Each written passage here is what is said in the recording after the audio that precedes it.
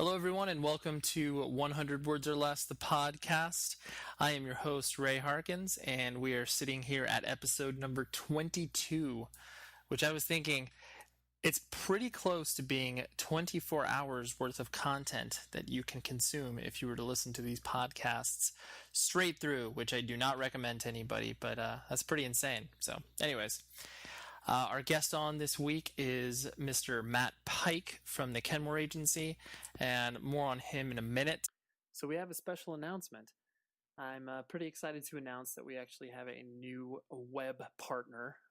Punk News was awesome, but there's a site out there called Property of Zach. You can visit it at propertyofzach.com. It's done by a dude named Zach. What a stretch, I understand. But yeah, he's been running a great site for the past few years, something that I stumbled across, I don't know, about a year and a half ago. And, you know, what kind of sets him apart from a lot of the other different news sites that are out there, he has a lot of interviews and sort of editorial stuff, whether it's like bands contributing like tour blogs and sort of, you know, more behind the scenes stuff. Zach really tries to get to the meat of the issue, whatever the issue may be. He also reports on a lot of the news that comes across in press releases and stuff. But yeah, I was kind of excited to talk to him about partnering up with the show in order to be the main online presenter, aka he will post news for us and spread the word of the show, and in turn I will spread the word for his awesome website. So yeah, go to propertyofzach.com and you'll be able to check out all the latest news and reviews, and he's got cool merch up there, and yeah, just got a really good thing going. So I'm excited about this new partnership, and we got some great ideas for fun stuff in the future. He may bring to the table some guests that I wasn't thinking of, and vice versa, So if you found out about the show through Property of Zach, let me know. You can follow us on Twitter and Facebook and all that other good stuff. So, yeah. Another thing, business out of the way first. Please review the show. There's two things you can do. One, you can take about 2-3, maybe 3 minutes out of your day. Go on iTunes, type a sentence or two on the show. What you like, what you don't like, preferably what you do like. And then leave the review there. If you don't want to do that, you can simply click on the 5-star rating that's at top, up top of the page or whatever. Anyways, you can click on that, and the more ratings that we get, the easier it is for people to find on iTunes, and just makes us look cooler in general. So if you wouldn't mind doing that, I am sort of obsessively compulsed with watching what people write about that, and also how many stars people give, so or how many reviews people have clicked. So I do pay attention to that. So if you do leave something, I will read that. I guarantee it. You can also visit the website 100wordspodcast.com, and you can find recommendations, movies, music, kind of whatever I've been doing recently, and some people enjoy that and they find value in some way, shape, or form. But above all, it's just a forum where we can kind of share, what we've been into. And if it's a Tumblr thing that you do, you can interact with it that way. You can follow it, ask questions, whatever. So check it out. Anyways, wanted to get into one more thing before we delved into the intro of the guest and what have you. So we're sitting here a few days after Labor Day / the Republican National Convention. And, we are ramping up to an election year, and this could be dating it. So if you are listening to this in 2018, this is 2012, and you guys probably, no, you'll care who got elected president. But in any way, I can't talk sometimes. I apologize. I'll just keep on pushing through. At any rate, it blows my mind how divisive this particular election seems. It seems like you either have to be so left-wing and support Barack Obama, and if you do support him, you are considered extremely left-wing, even though a lot of his views are definitely more towards the middle. And if you don't like him, you swing to the complete opposite side to the right wing sort of, Fox News archetype, like whatever opinion you have of that type of stuff. But I don't know. It frustrates me. It bums me out. I just can't wrap my head around it, because I feel like, because we're essentially at two complete opposite sides, like obviously how will that make it easier for anybody to work together with one another? And it's just, yeah, I get scared, because obviously this is the way that our country and culture is being shaped by the public discourse.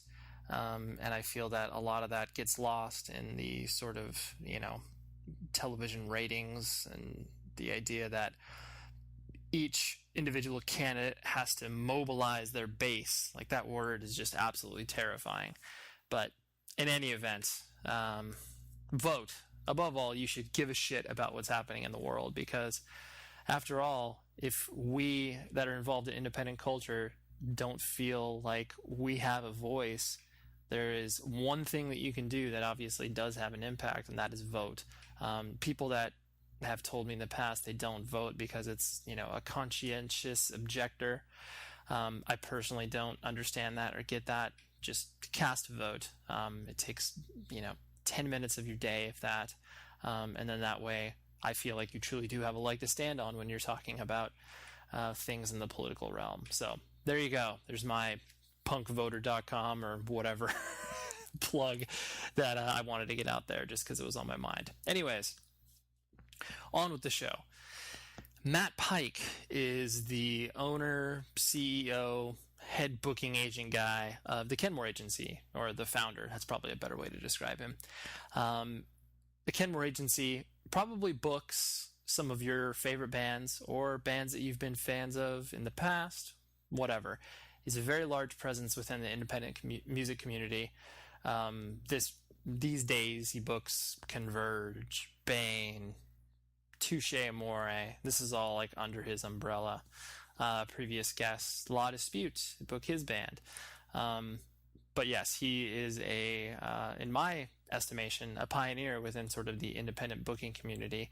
As you'll come to know in the interview, you'll see that he did work at a different booking agency, and then kind of started to try things on his own, and that's how the Kenmore Agency started.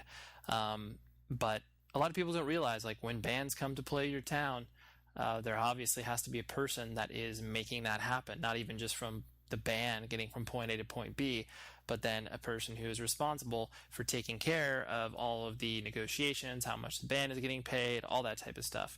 And at this day and age, it's almost more important for a band to have a booking agent more so than it is a record label, with obviously how easily accessible the internet is for anybody that is interested in spreading their music. But I'll let Matt do a lot of the talking, because obviously he will tell his story much better than I will, and that is why he is on, and I am not interviewing myself for him. Makes no sense. Anyways, I went to his office, his newly relocated office from the East Coast out here to California, and this is what transpired over a beautiful Monday morning, I want to say. So, hope you enjoy. Thank you.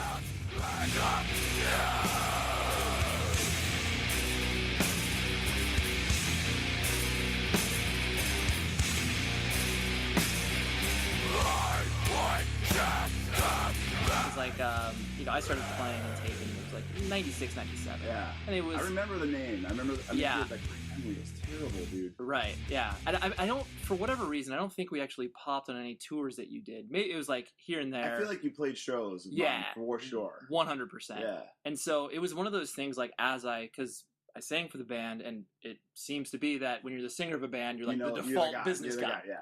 You're probably the fucking weirdest dude in the band. Totally. That's just the way it works. But so I just remember, as I started to get like the business aspect of it, I just remember you were literally the first like agent or agency that I was like aware of. Like, whatever, agency group and all those other things were just like, it just didn't make sense to me. And like, that wasn't even part of my purview, but I was just like, oh, the Kenmore Agency. I was like, basically that was like the coup de grace of like, holy shit. Like, now look at us. Right. But like, what happened to us? Yeah. You're just bald and, just getting old. And yeah. But I used to have a 6-pack. Now I have a fucking keg. You know, it's like, Jesus Christ. but the just the idea of like, you know, unwrapping the fact, because you know there wasn't back in that time. No, we can talk about all that too, because to me it's a mystery. Right. And there wasn't a lot of like independent agents that were doing what you were doing. Like it was either. Well, it's funny you say that because there were a lot more. Right. And then as things changed, those people started getting bought up. Totally. We all had our. I mean, I've had many chances to do that. Yeah, and that is exact. We will get around to that. I have hand tattoos. So yeah. That's good. But so I just, like I said, I remember that being like the one of these days that might be awesome to work with the Kenmore Agency or whatever. And so it was, did you have like an impression as things started to, you know, like the mid to late 90s, as things started to, you know, grow for you as Are a we company? going now, by the way? 100%. Oh yeah. All right. Oh yeah, we're in it. We're already in. Yeah. All right, okay. So as like, did you get the impression that it was just like, oh wow, like all of a sudden you started to receive a stupid amount of demos and people hitting you up left and right, and you know, kind of, when did you feel that the business became real for you? See, I don't know, because I never really had like crazy aspirations, because I mean, essentially, like, let's rewind a little bit. Yeah.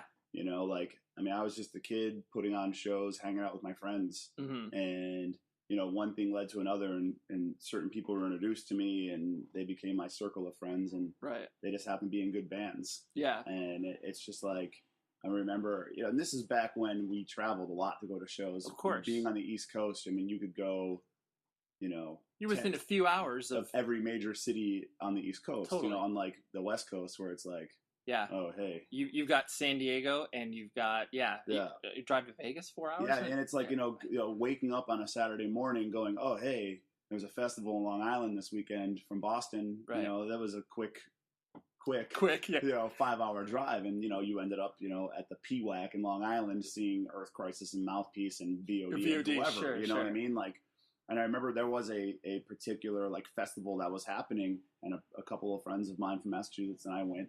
And at the end of that show, like, I wish I could remember names and faces. Yeah, it's all right. It's just, you know, they all blend in. Oh God, yeah. I don't even remember my own kids' names sometimes. You know, a mutual friend was like, "Hey, you're from Massachusetts, right?" And I'm like, "Yeah." She's like, "Well, a friend of mine is stranded here. He lives in Massachusetts too. Can you bring him home?" Yeah. And sure, that happened that's back what then. We did, right? Totally. That's, you know, oh hey, you're into like hardcore, and oh yeah, me too. We're friends now, of course. And it just happened to be like Aaron, who played in Converge and Bane, and that was like my first introduction to him, right? And like we became buddies, sure. And you know, Converge just happened to be playing like in Connecticut like the next weekend, and like we went down, and later, like, you know, a couple months later, he's like, hey, we're going on tour. Do you want to come? Yeah.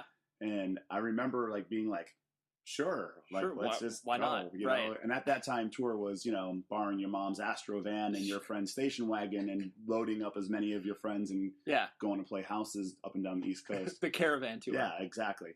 And I remember going to you know, the drummer's house at the time, and standing in the driveway, and like the guys in the band like, oh, who are you? I'm like, I'm this guy. Yeah, I'm this guy. I'm hanging out with him, and we're gonna go on tour for the next few days. So nice to meet you. Yeah. You know, and here it is, 20 years later. I've been booking him for 20 years or whatever. I know. You're just like, that's so. You know, and that's legitimately how it happened. And like, you know, like I think it was like 2 summers into it where I was comfortable enough being like, guys, like there has to be a better way of doing this. You know, like, and it's funny because, you know, just moving here from the East Coast, right? I packed up my whole life or whatever, and I found like some of those artifacts from, I like, can imagine. It was I found like my notebook from like 94, 95. Wow. Where I remember traveling and carrying this one notebook. Of course. And we'd go to record stores, and, you know, like flyers actually had kids' numbers and stuff on them. And I would write down like Sean, Charleston, South Carolina, blah, blah, blah, blah, blah. Dude. And that would be the dude to call, like when we wanted a show. Yeah. And like, that's like kind of how it started. And I remember like sitting with Converge and being like, guys, there has to be a better way to do this. Let me figure out how to book your next tour. And that was like 96 or 97. Okay. And we did the whole country.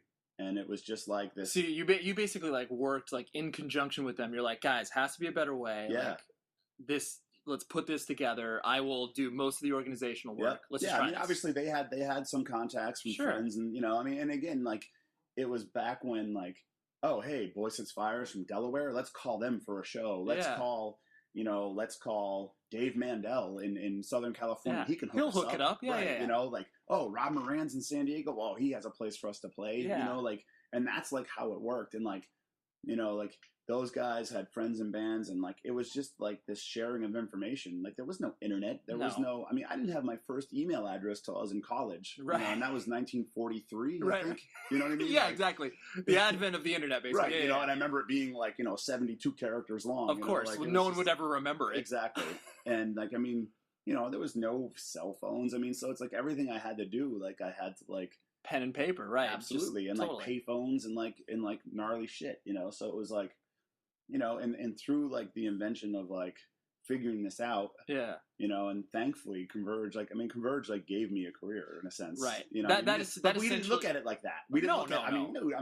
You ask any of those guys in 1996 or whatever, I don't think any of them would be like, oh yeah, we're gonna be doing this in 2012. Yeah, we're gonna be, because in 2012 we were supposed to be flying on like flying cars and stuff like that. Right, exactly. It was Back to the Future 2 style. Exactly. So it was like, and it was one of those things. It was through that music scene that like I kind of got introduced to everyone else. Like Aaron started Bane, so he's like, hey, why don't you book a Bane tour? Yeah. Steve was in Caven, so he's like, book a Caven tour. Sure. And then it was like, like Overcast was a popular like metal death kind of weird band from Massachusetts, and they're like, book us a tour, and we're gonna go on tour with Disembodied and Shai Hulud. Yeah, I remember that. Yeah, so it was like, and it was just like, dude, if you ask any of those guys, they'd be like, oh yeah, Pike didn't know what he was doing. I didn't know what I was doing. No, yeah, I legitimately was like, hey man, I'm gonna call these people because they did something for me in the past, and blah blah blah blah.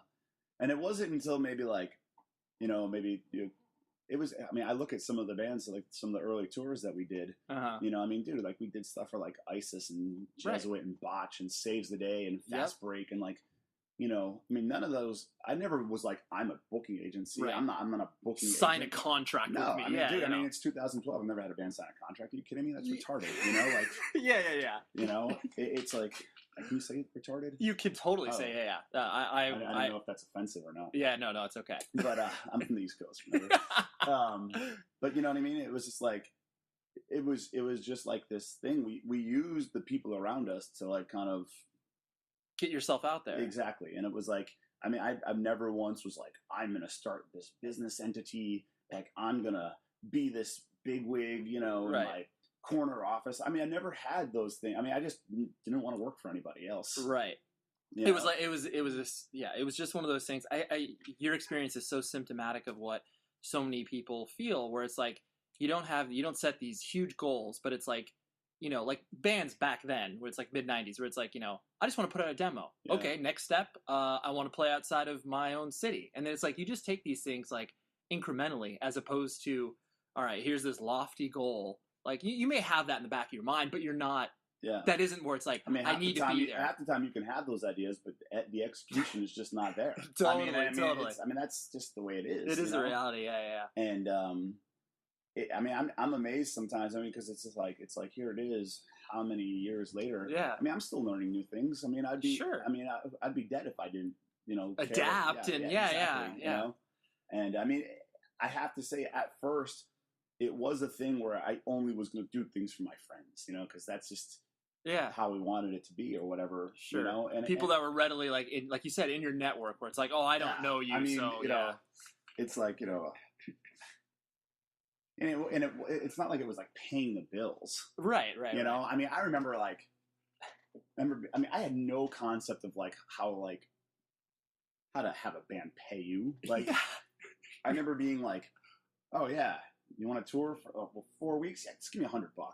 I'll do it for $100. $100, that's so much money. I can get like 10 meals off that. Yeah, straight up, dude. It was better than stealing records and going to sell them. We did whatever we could do to fucking make money. Sure. And it's like, and the other thing too for me was like, oh, you're gonna let me travel with you across the country, right? Okay, and pay me $100? Oh my God! Like this is like I've died and gone to heaven, right? Here, how does not everybody fall into this? Yeah. I mean, so essentially, I mean, not to romanticize it or whatever, but like it was like, dude, I'm hanging out with my buds, like we're just hanging out in the middle of South Dakota, climbing mountains, like we'll go play a punk show in a garage, sure. Have adventures. Exactly. And that's all it was, and that's all I cared about was like, meeting people, hanging out, and like just like not being in Massachusetts. That's what that's what it came down to. Right. And so did you, sort of backing things up, for it. The born and raised on the East Coast, Boston area? Well, Western Massachusetts, like kind of like, in the Springfield, Northampton area. Okay, Closer to Hartford, Connecticut, and Albany, New York. Got it. I mean, but that was the cool thing about growing up there is like, being in Western Massachusetts, I was 2 hours to Boston, an hour and a half to Albany, an hour and a half to New Haven, Connecticut, 3 hours to New York City. Yeah. I mean, and even a little centrally located. Yeah. I mean, we saw everything. Right. So it was like. And so did you? Well, what did your parents do for a living? And did you have brothers and sisters? Yeah, I have two brothers, one older, one younger. Okay. And my parents are still married, like 140 years, I think it is. That's impressive. No, they're cool. Man. Yeah. Like, and I mean, and it's like my dad like still works 2-3 jobs. Sure. He's a hustler. Yeah. He came from a big family. Okay. And so it was like that was just his. By no means like. He just did whatever he could do to help us, advance in the world. It's like I look at a lot of the things that my parents did for us, and it's just like, man, they sacrificed a lot, for my brothers and I. Of course. And it's like, they still live in the same house, and Chicopee, Massachusetts. That's awesome. My mom's worked for, she worked for like a nursing home for like 30 years. Or whatever. Sure. She's just a saint of a woman. Where I came from, I don't know. You're like, how did I learn this? Yeah. And it's weird because like, both my brothers still live close to home. They have their families, they do their thing. Sure. And I think like in the back of their heads, they're like, dude, that kid is where did I come from? Did he, was it the mailman? Did he get dropped on his head? Like, I don't, where did he come from? Because I've always been like, I mean, when I was 18, I was like, I gotta get out of here. Right. You felt the itch. Yeah. Oh, for sure. And not to discredit what they want to do, because God bless, everyone's life is their own. Totally. But I mean, I just knew like, I mean, like I went to a Catholic high school because it was in a different town than the town I lived in. Not that I wanted to go to Catholic high school, but I knew like, you wanted to broaden your worldview. Yeah, I wanted to get out of Chicopee. I was like, my parents literally lived like 2 blocks from the high school, so my world would have been 2 blocks. Yeah, that's true. I was like, I can't do this. Yeah. And it was like it's funny because it sounds like a total like small town mentality where it's like, some people, like you said, they're just totally content being like, yo, I'll hang out here and that's fine. But when did you start to feel that itch where you were like, yo, I think there's more outside of these 2 blocks, like you're saying? I mean, honestly, like, I can't necessarily pinpoint it, sure. But I know like, I always was like an adventurous kid. Sure. And maybe it was like 6th grade when I saw Judas Priest Screaming for Vengeance LP. I think that's like what kind of when my world was like, whoa. Yeah. And like I remember started to break open. I was at the Aldenville Public Library and I stole that record. So really? I'm sorry for taking it. I just loved it. Like the record, the album cover was like, I was like, what the hell is this? And the idea, it's so funny that you mentioned like records from libraries because people don't understand that concept. Libraries, people are like, what? I mean, dude, going and getting the record, taking it home, and getting your Fisher Price and recording it to your boombox, like that's incredible. Yeah, and it's like my older brother like doesn't know this, but he listened to like different things. Sure. Like my parents listened to like top 40 and like talk radio and like like whatever was Broadway, on, whatever. Sure. I was just like, oh my God, this sucks. Like I just listening to Barry Manilow. Holy shit, I can't do this again.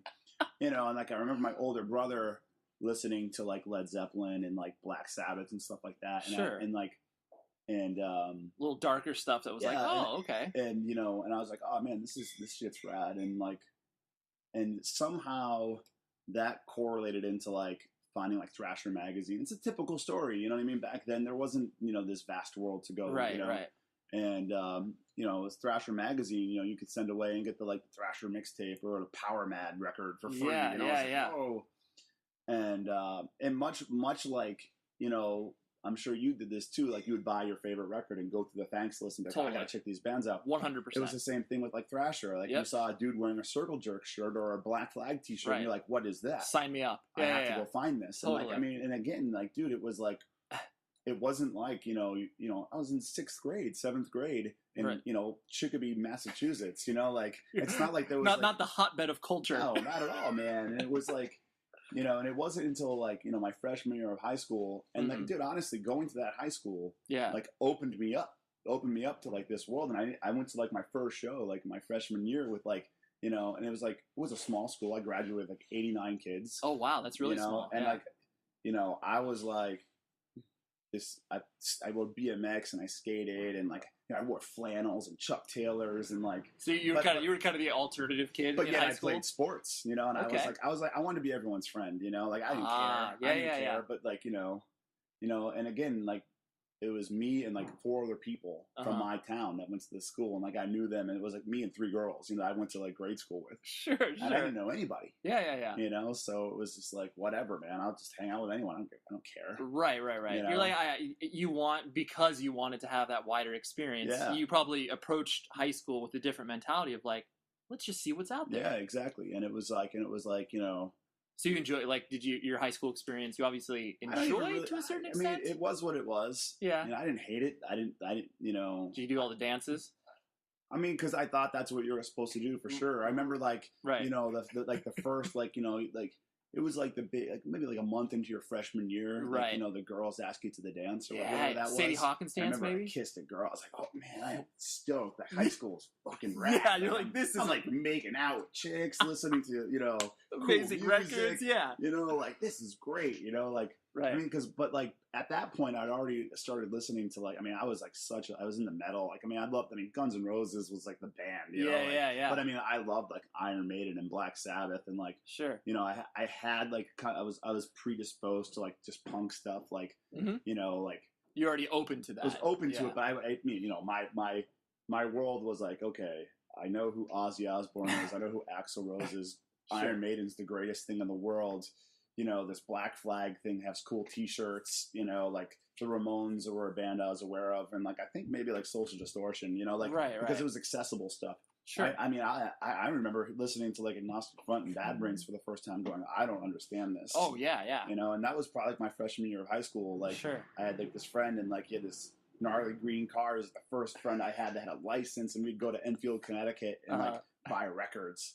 Wow. And, you know, I was like, oh, okay, I'll buy records. I don't have a record player, but they you're look like, cool, you know? Right, like, this is what I'm supposed to do here. Yeah. And it was like, and it wasn't until like maybe like my like sophomore, freshman, my sophomore, junior year that like I really explode. Like I'm like fully fledged into like this music scene. Right. Like I'm going to see like Born Against and like, oh, nice. You know, I mean, I remember like there was like this Grange Hall, like this hall in the middle of Greenfield, Massachusetts, like near Vermont. Okay. I remember there was one show where it was, and like the thing about living in Western Mass too is like we were in the middle of everything. Right. So if you were a band traveling, you had to go through there to like get to the next place. So it's like we saw some fucking incredible bands without realizing it. Right. I mean, I saw Green Day open for, you know, Bikini Kill and Nation of Ulysses at this Grange Hall with like incredible. 75 kids. Yeah, you know? yeah. And it was just like, you know, yeah, in retrospect, you're just like, that's fucking insane. Yeah. Oh, absolutely. And I remember, you know, there was like in East Hampton, Massachusetts, there was like this old porno theater that like, you know, they did shows. And I remember like running there to go see like Supertouch and Farside and Shelter in my baseball uniform. Then I have to go to this. Yeah. Because everyone I know is going to this show, and let's go to the show. And like, you know, like, but at the same time, I mean, then you like started to realize, well, wait a minute, there's a lot of bands like this that are playing locally and they're awesome. Right. You know, and it's like there was like some really incredible local bands, you know, like that, you know. Did you ever have like with the, you know, the scene that was kind of growing up around there, did you have, because usually people have the desire to like, yo, I want to play in a band. Yeah. Like once you like, did you? Like, I don't think it wasn't until like my freshman year of college that we started a band. Okay. Like, and my friend Mike, who was like a pretty big local like kind of guy. You know, like scene celebrity in a way. Like he had like the college radio. She was older. He had the college radio show. He booked shows and like very involved. Yeah, right. And I mean, dude, my first band was with a skinhead drummer, my friend Mike. Sure. Matt, who plays guitar for Shadows Fall. Oh, nice. And Adam D from Killswitch. From Killswitch. Yeah. What was the name of this band? The name of the band was Hand Over Fist. That's not bad. No. All right. Remember the movie Tombstone? Of course. All right. So there's a line in that movie where they're like, "We're taking over this town, hand over fist." And I was like, "Fuck right, man." That is it. Yeah. I'm like, you know, and I remember like, I mean, dude, we were terrible. Like, I mean, you know, it was like an amalgamation of like every kind of, you know, I mean, dude, I had like, you know, death metal Matt playing guitar, right, Adam like jazz drummer, like, right. You know. It was like this total hodgepodge. He played guitar. Adam did. He played guitar. Yeah. What'd you do? I sang. That's what I thought. Yeah. Mike played bass, and the kid Mike played drums. You know, the skinhead kid playing 4 on the floor, you know, and Matt, you know, right. I was like, yeah, let's just try to sound like Overcast and Only Living Witness, who was the greatest band of all time. Of course. And, you know, and it's like, I couldn't sing. I mean, I don't know. Well, especially if you're trying to emulate Only Living Witness, who's clearly a very talented vocalist. Oh, God. That's amazing. But it was just like, I mean, we played a handful of shows. I mean, a lot, actually, I think. Yeah. And, you know, we played in Connecticut. We played, you know, Western Mass. We played in upstate New York. We played in Pennsylvania. Yeah. Like, were you kind of like we were talking about earlier, the singer, the default business guy? Yeah, but I mean, I think like collectively, again, because my friend Mike was like, you know, someone who booked a lot of shows, it just, you know, I mean, it was fun. It was just, it wasn't, you know, we never recorded anything. Right. You know, but, you know, we got to play with some cool bands. We got to open up for Life of Agony, which was awesome. That's incredible. You know Yeah. You know, and you know, like you had enough experience with the first band to be like, this was cool. Like this was enjoyable. At the same time, it was like, it sucks when no one likes you. You know, you're like, what are we doing? This gets a little tiresome after a while. Yeah, but I mean, you know, it was interesting. It was fun. It was like enough just to like wet the whistle. Like I never had any real desire to be like, you know, band guy. I just wanted to hang out with my friends, and I mean, essentially, that's all it boiled down to. Yeah, it's like, what can I do to hang out with my friends more? Right. How can I prolong this activity? Yeah, because I imagine like. Were you a good student in high school? Like, did you have? Fuck no. Are you kidding? I had a feeling. I don't want to assume anything. Yeah. I mean, I think like again, I said, you know, my class was like 89. I think I graduated 80th. You know, it was just like I didn't care. Right. Like, I mean, my whole high school experience was just seeking experience, like seeking like just what was out there. Like I said, I played sports. I mean, you know, I wanted to play baseball. Okay. You know, baseball was that was my thing, and I still am a huge sports fan, and it's like with anything, I think if I applied myself, I could have done a lot more. And everyone they always say, "Oh, if you just applied yourself," right? You know, like the cliched statement. What does that mean? Yeah. What does that even fucking mean, dude? Just let me play ball. You know? Right. And I can't concern myself with this applying yourself. Business. Yeah. I mean, I loved history and sports. Yeah, that's all I cared about. Sure. You know what I mean? Like everything else could just literally go fuck itself. Yeah, just get out of my face. With this get out of here. You know? This is a waste of time. Yeah, sure. Yeah. So I presume with that, you had no desire to be like, college. I cannot wait I went to go to college and I graduated. Okay. Did you apply yourself a little more there? No. Okay, that's good. I mean, what'd you get your degree in? I got my degree in arts and communication. No, wait, what? Radio and communication. Oh, got it. Yeah. Radio and communication. You know, college, I think, was again, you know, like I went to a small town school, you know. What was the name of the college? Holyoke Community College. Okay. Harvard on the Hill, we called it. But again, it was such a melting pot. Right. And again, it was just like another like extension of like, oh, here's a whole new group of people to meet. Right. And like, you know, and I got into like, you know, college radio and immediately I was like, I have to run the radio station. Nice. And so I ran the radio station and like. So you're like the programmer and like. Yeah, I was the metal director and general manager. Nice. Yeah. And this is when college radio was like actually legitimate. Right. And like it really meant something. You like, I mean, like being involved in college radio in like the late 90s was like winning the fucking lottery, dude. Because like free tickets, free records, like you got to meet everyone, and it was just like, oh, and again, living in Western Mass, it was.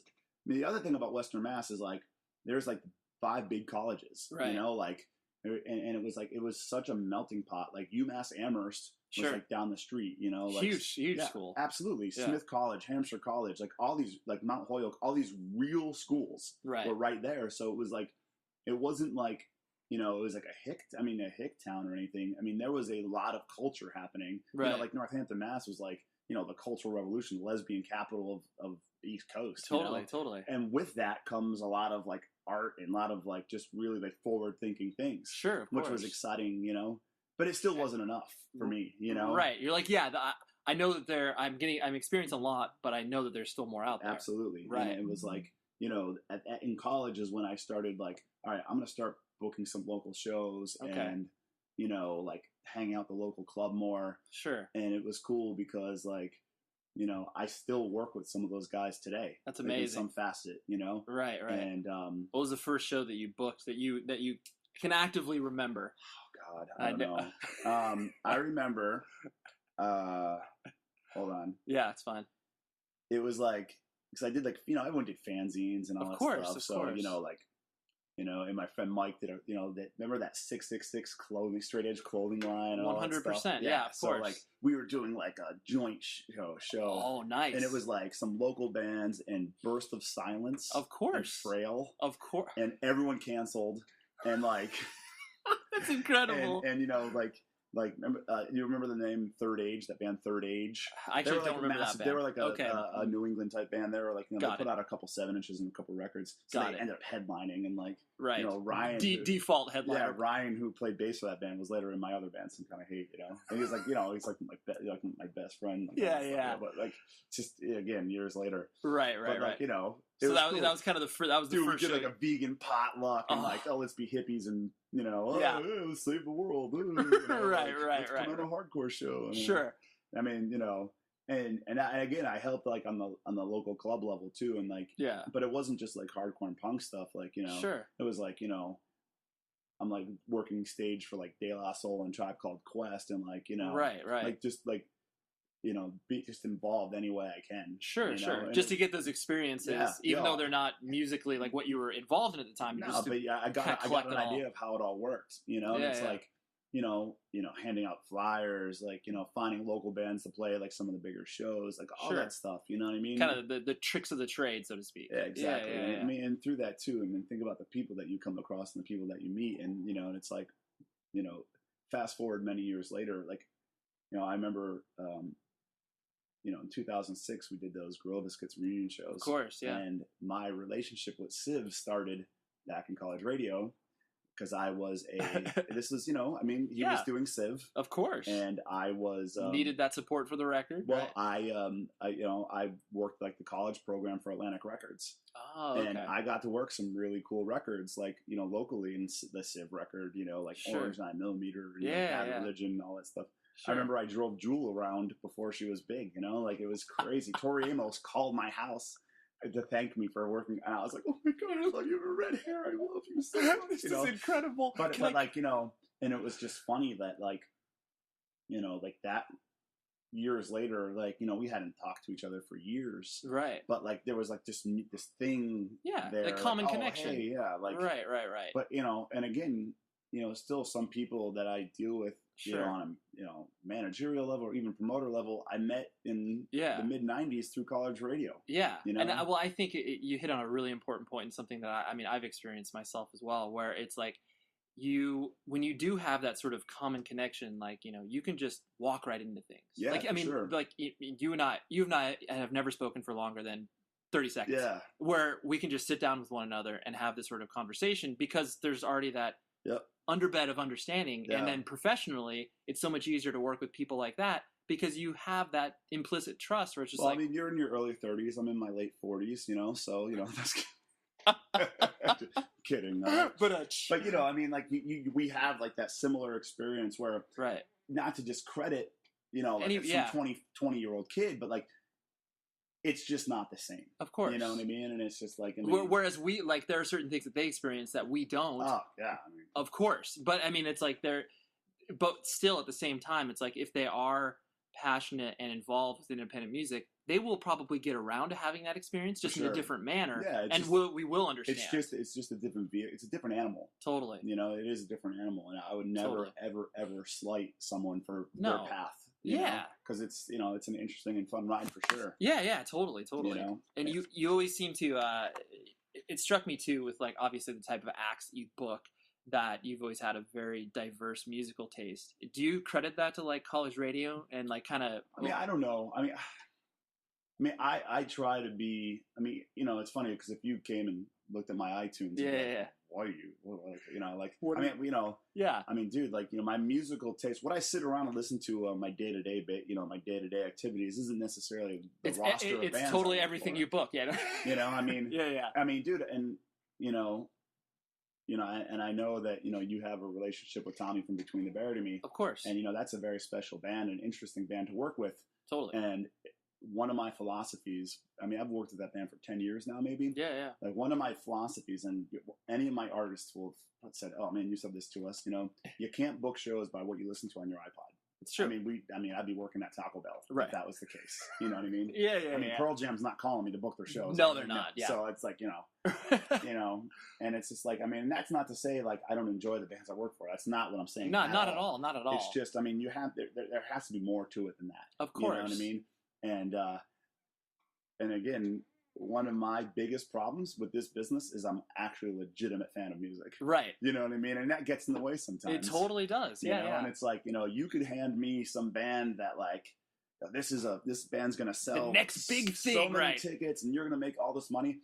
But if I'm just not feeling it, it's just like, man, I don't know how to see past like that. Right. I can't force that. Right. Yeah. Whatever barrier that's in your head I totally understand. I mean, and dude, and like, I think through business, you try to take, calculated risks like that. Yeah. And they, and it's like people can tell when you're not that into it.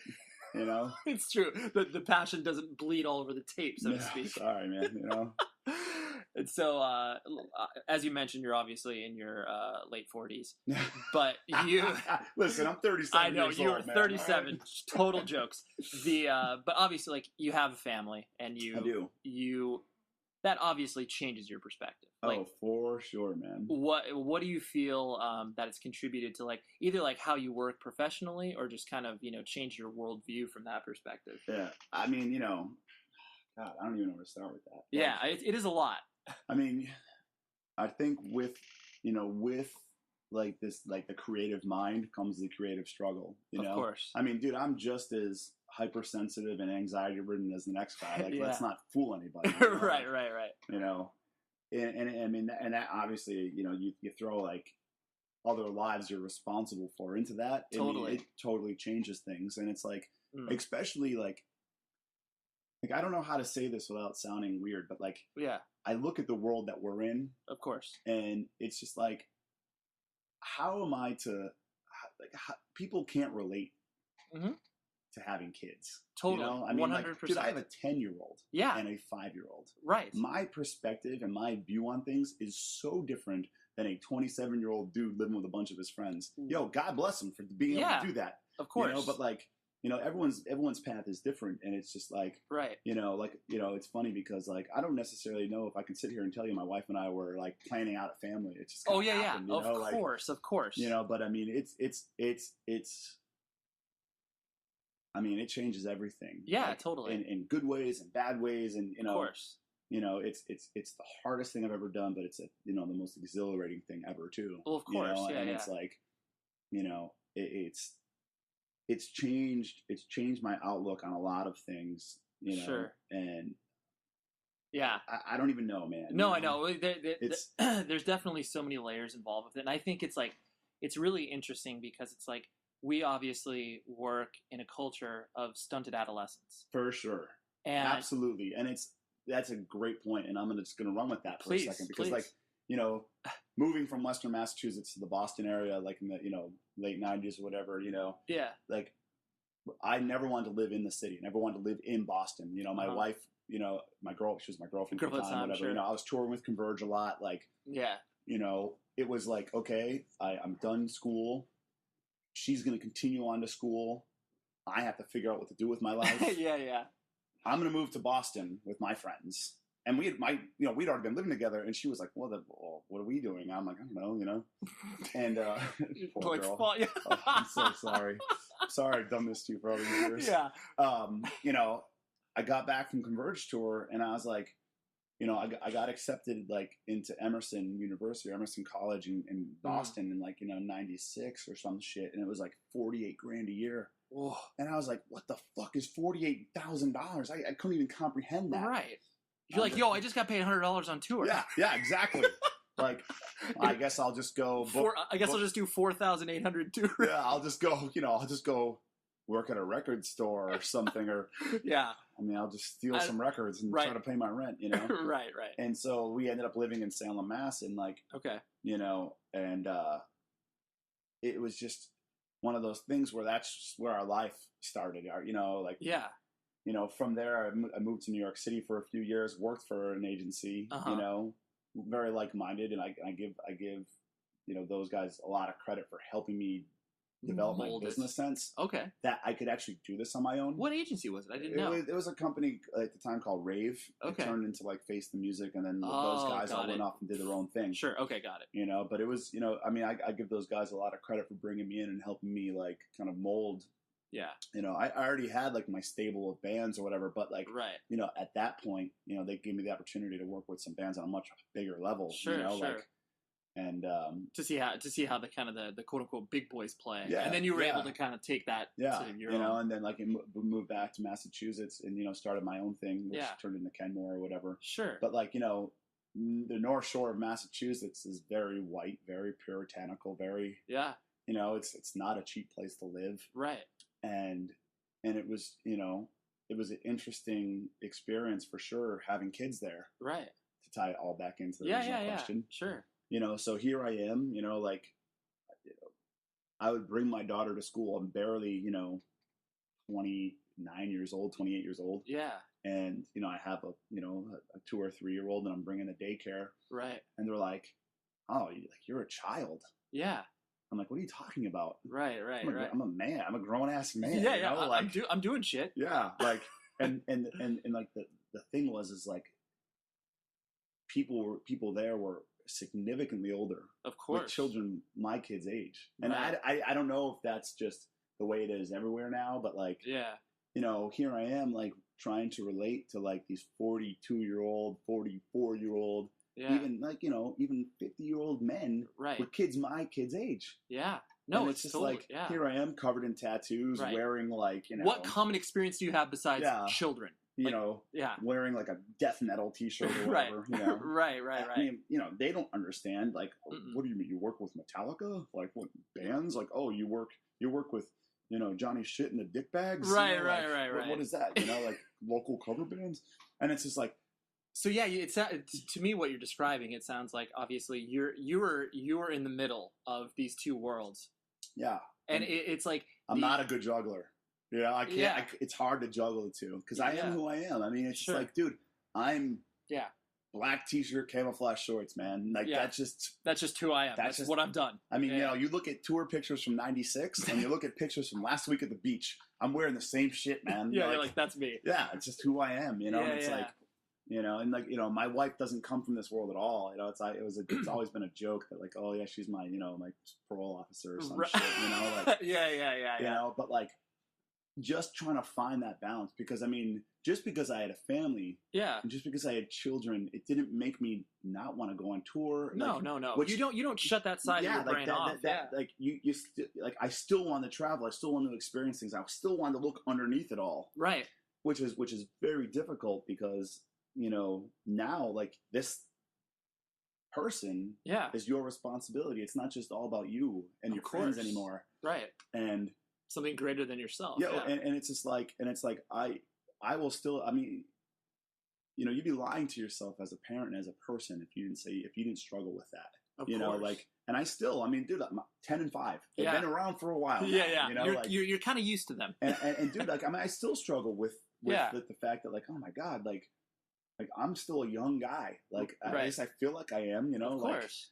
Like, I still want to go out and experience things, but I want them to come with me, you know, and you want to experience it as a collective unit, and it's harder when it is a unit and not just yourself. For sure, man. Right. You know, like and it's.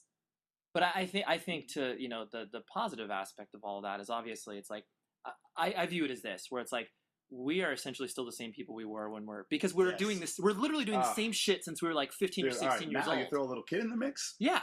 You feel like a piece of garbage. Right. Because here I am. I mean, I had my first kid when I was, 27, 28 years old. Right. I'm 37 now, and I'm literally still doing the same thing. I'm probably still wearing the same boxer shorts. Right. You know what I mean? 100%. Yeah, I get that. My daughter has learned how to walk, talk. She's learned how to, do all of these amazing things, and I'm still like, I'm going to Chain Reaction to see a band play, Right, right.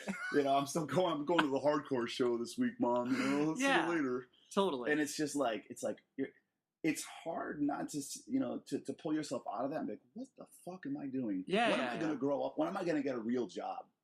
Yeah. And it's like, but then I'm just like, you're obviously... I am real, I think. Right.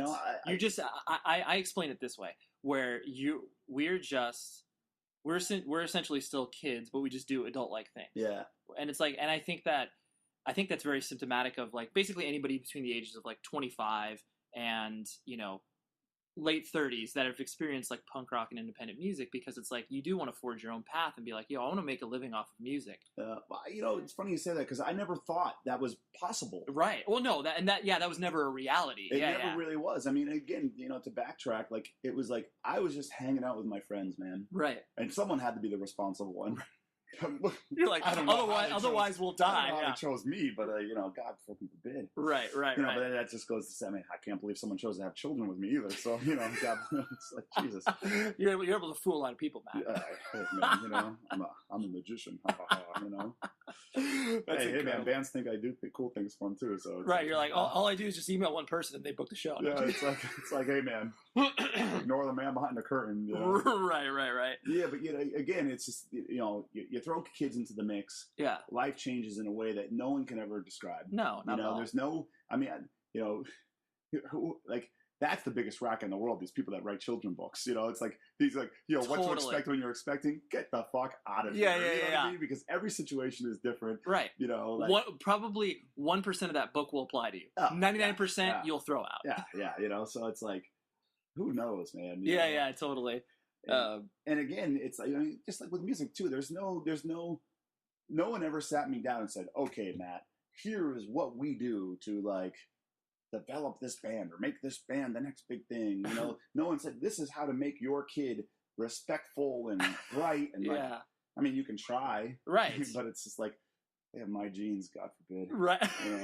You're like the A for effort. I don't know where they'll go from here. But I'll tell you, man. I'm sure Like, how old you have? I have a 16-month-old. 16-month-old. Yeah, which is you're in for it. Man. I know. Just wait till your kid tells you to fuck off for the first time. Just wait. It's such a mind. Just wait till they tell you, "Oh, Dad, you broke my heart." Oh God. Just wait. Yeah, those gut punches. But then there's that time where. Like they're gonna be like, Dad, can we listen to the Ramones? Or Dad, can we listen to Pearl Jam? Dad, can we listen to, like they're singing, singing like a song. And you're just like, I just want my kids to find their way. Of course. If I can guide them here and there, that's great, But like, yeah, because it's just like, my 10-year-old is doing 10-year-old things. She's not even 10 yet. I mean, she's gonna be 10 in a couple weeks. Yeah.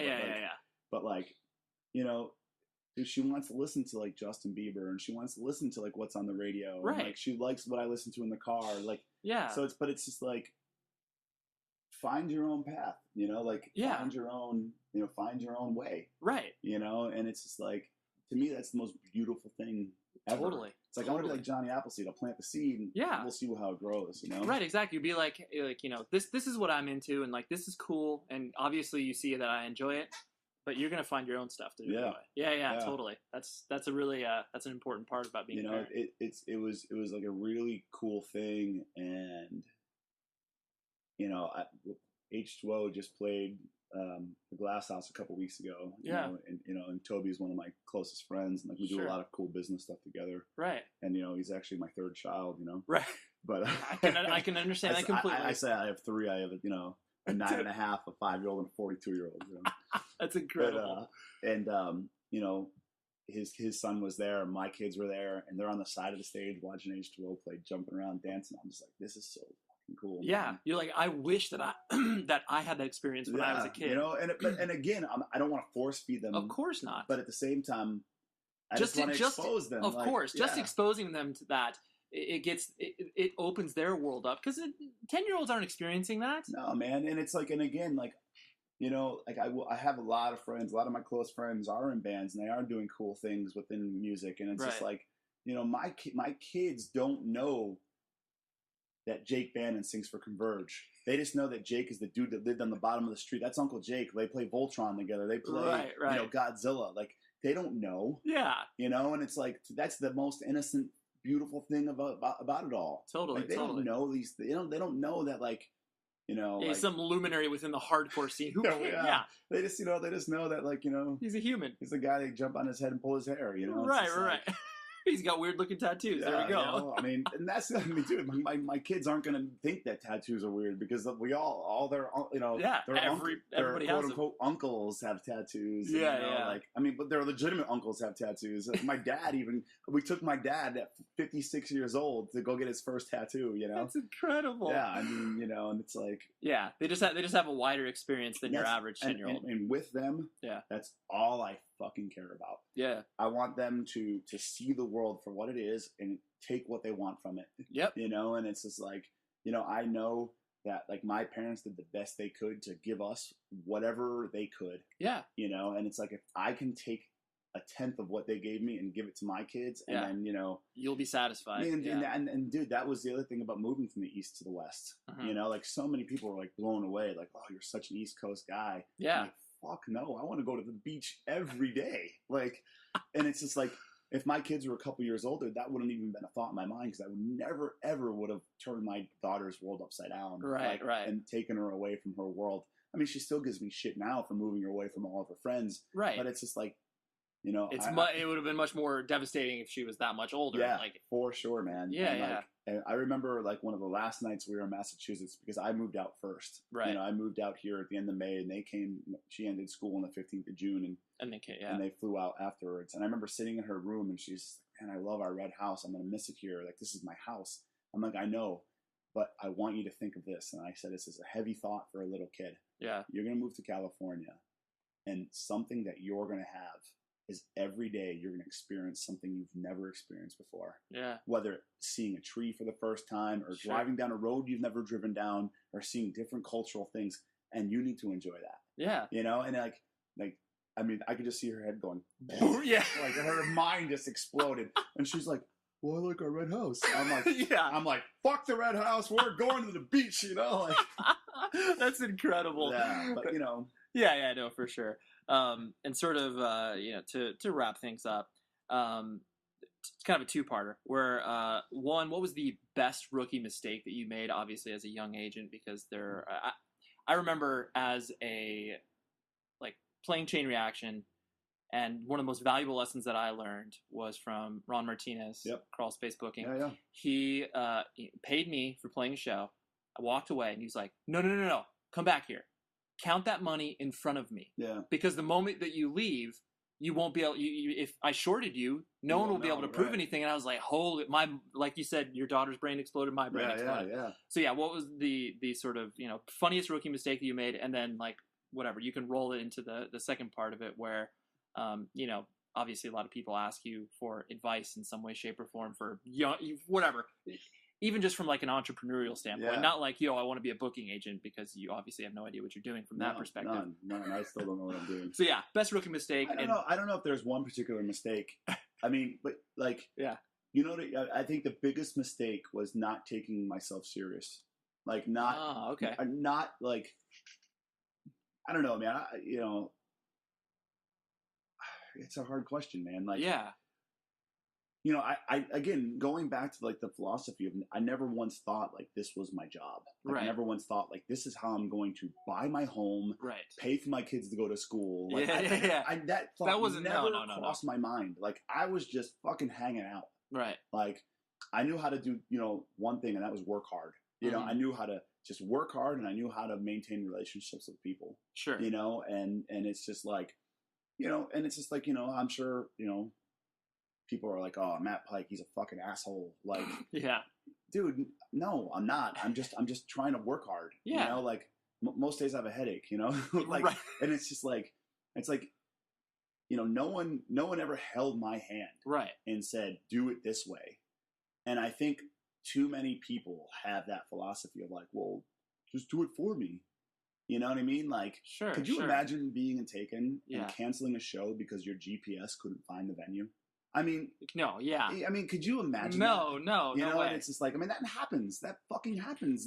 You know, like, oh, our GPS couldn't find the venue address, so we were late and we couldn't pick up your phone, right? Dude, you know? Yeah, yeah. But like, I mean, I think like, you know, if you're gonna be about something, and like, I don't ever want to reflect on mistakes because like I still need to make mistakes to get better. Of course, you know what I mean? Yeah. So it's like, I mean, I you know, I still make mistakes. Right. In 2012, I make mistakes. Yeah. You know, and I hope that it makes me a better person, better agent, better business person. You know, whatever you want to call it.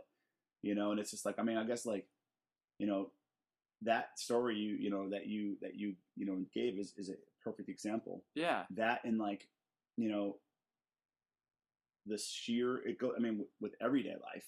Yeah. The sheer, you know, the sheer words "thank you" go a long way in this business. That's very true. And for me, like, you know, like someone just dropping me a note with like, "Hey man, thanks, that show was great," or "Hey man, you know, like that goes so far." Right. You know, and it's just like, you know, like I think my regrets come from not taking myself seriously. Sure. Not trying to make more of this, you know, like earlier on. Yeah. But again, like I had no idea. Right. And I'm not done by any stretch of the imagination. Like, you know, I'm still like a fifth of the person I want to be, you know, like business wise, friend wise, family wise, whatever you know, like, like there is no rule book to this, you know, there is no rule book to life. I mean, and that's the main, and like, I hate that my work has become my life, but like I take this shit fucking personally. Of course. You know what I mean? Like this is me. Like this is like, you know, you tell me my band sucks, I take that shit personally. Sure. You know what I mean? Because we're out there like fucking working hard. Yeah, blood, sweat, and tears all over. And it's just like, you know, I don't want anyone to ever pat me on the back, you know, because anyone can do this in a sense. Sure. You know what I mean? Like, and that's the advice I'll give a young band. Like, you can do this. Right. You know, like whatever you think is stopping you. Yeah. It's not like, and it's just like, I mean, young bands, young agents, young promoters, it's like, you know, being humble and working hard. That's it. Yeah. You know, I mean, that's it's fucking simple. it. There is no magic rule book somewhere where, you know, you can be like, oh, hey, so let me see how to write this perfect riff that's going to make me $1 million. It's not there. No, it's not. You know, I mean, you know, new records come out every Tuesday. Yep. Think about how many of them fail. Right. Yeah. Or lose money compared to the ones that make money and sell. Sure. But the fact that someone did it just, you know, it goes a long way. Yeah. No, totally. I don't know, man. And it's just like, you know, like people have asked that, like, well, how did you do it? Yeah. You're like, I can't. How could I not? Right. Like failure was never an option. Right. You know, and it's like, it's still not an option. Right. And it's just like, dude, surround yourself with good people. Yeah. Make good choices. Don't be a fucking asshole. Totally. You know what I mean? Like, you treat people like shit, your existence is going to be shit. Right. You know, and it's like your days can be numbered. There is a separation between a legitimate asshole and being someone that, like, you know, is effective. Sure. You know, why am I an asshole? Because I won't fucking pay your band what you're not worth. I'm sorry. Yeah. You know, my band made $50 a show too at one point. Yeah. You know, and it's just like, you know, and it's just like, I don't know, man. Yeah, you know? no. I think you, I think you summarized it perfectly. Cause there is, above all, there is no, like you said, magic rule book. It's just like you said, how could you not do it? Like nothing is stopping you. No. From any age. Sure. I guess, you know, financially and all that stuff. But I mean, dude, we all have been there. Yeah. I mean, you know, like there's people I came up with that we would go to the fucking Alston Food Co-op and we'd fucking take the bagels they put out after night just to eat at night. I mean, I know that sounds like extreme or whatever. Right, that was our idea of fucking doing it, man. Yeah. You know, like we were just like, we're just trying to make the most of what we have. Of course, you know, and it's like, and I don't think people. I mean, God, I'm gonna sound so old, but these fucking like these kids, these kids. I mean, dude, it is. I hate to say it, but it is so easy this day and age, to make people aware of you. Oh yeah, definitely. You know, no one can argue that. You know, yeah.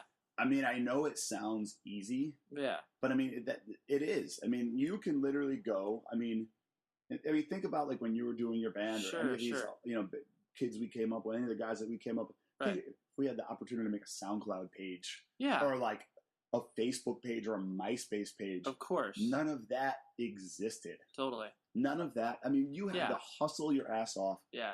To get someone to give you a quarter. For your mixtape. Totally. You know, for your band's demo tape. Yeah. You know, and it's just like it's a different type of work, but yes, the sheer ease of exposure is definitely. Well, and with that being said, I think kids these days have a disadvantage too because you're overexposed so easily. Totally. You know?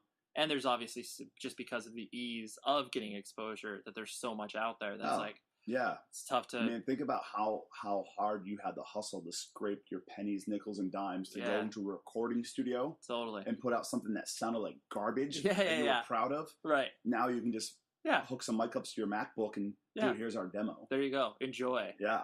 You know, and it's just like, I mean, hey, God bless technology and where we've come. You know, but like kids don't understand. You know, like use what's at your fingertips and make the most of it. Totally. You know, like no, that's I don't know. It's a very simple thing to say, but I mean, I don't have the you know, the $1 million answer. Right. You're not going to write your memoir and have, all right, here's the 10 things you need to do to become a successful booking agent. I can tell you the 10 things not to do, you know? You're like, I could have a litany, a gigantic list of things that you can't do. Yeah, for sure. Yeah. You know, and it's, I mean, I think like, I mean, dude, it's just like, you know, with even going outside of like the music world. Yeah. It's basic real life shit. Yeah. You know, it's developing relationships, being good to people, working hard. That's it. Yeah. You know, and it's just like, you know, I mean, I never wanted to own my own business. I'm an awful business owner. Yeah. You know, according to the government, I'm a hobby. You're a hobby. But I mean, like, you know, I just know how to do my thing. And just figure it out on the way. Exactly. And anyone can do it. Yeah. Whether it's being a booking agency, whether it's starting like a self-publishing book company, a t-shirt company, whatever you want to do. And that's the thing, man, where, you know, I've prided myself with surrounding myself with people like that. Yeah. Which is important too, you know, because it's just like, I mean, if you're in a negative environment, you know, you're going to get negativity from it. But if you're going to put yourself in a situation where, you know, there's positive forward-thinking people, you know, it doesn't even necessarily have to be music related. Yeah. But, you know, business related or even life related. Like, it's like, yo, how did you get through this? You know, how did you set up your company legally? You know, how did you do? I mean, just simple things like that. And it's just like, yeah, man, this is how I did it. Okay, cool, thanks. You People, know, one less thing I have to think about. Right, exactly. You know, no, I think that is a perfect place to end things on that. Well, good. good. Well, thank you for obviously wanting to hang out and do this. Man, and thanks for thinking of me. I'm always blown away when someone thinks that I have anything valid to say. Well, I think you have something valid to say. So maybe stop selling yourself short, right? Thanks, man. You're welcome. There you go. Hope you dug the interview. Sorry, this one was a little long, but you know, you get to talking, and that's how it goes. Anyways, visit propertyofzach.com and 100wordspodcast.com for more awesome content. And I'll see you next week. Thanks.